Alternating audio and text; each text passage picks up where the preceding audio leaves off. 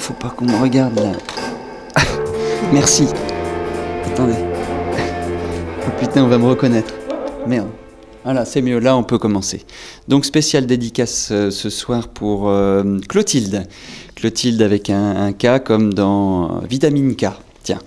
Alors, dans la veine Océane, puisque comme vous pouvez voir là en dessous, il y a une interview d'un gars qui a fait le film Océan.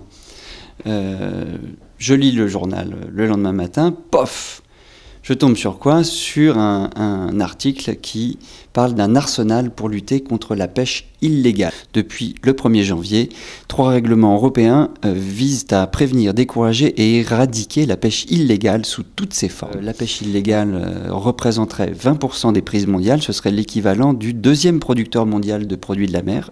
Derrière, la Chine, évidemment. On essaie de contrôler ça.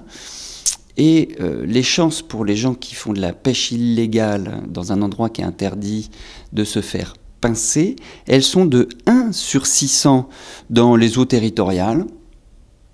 Et puis, quand on va en haute mer, avec son bateau-usine et ses grands filets, eh bien là, la probabilité de se faire inspecter, elle devient, en 5 lettres, NU.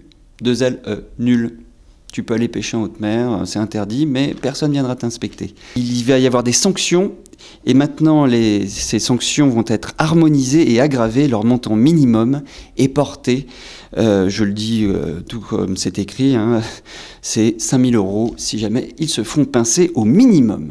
Il y aura même un permis comme celui du permis automobile. Alors les mecs, ils commencent à trembler grave. Hein, et ils ont décidé, pour lutter contre tout ça, de faire des listes noires dans les ports.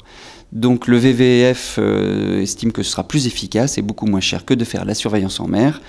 Et le seul problème, c'est que il faudra que, pour que ça marche, qu'on mette les moyens.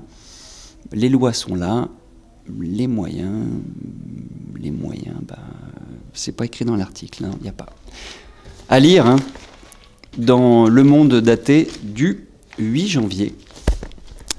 C'est celui-là, en page 4. Bonne lecture et à bientôt. Ciao.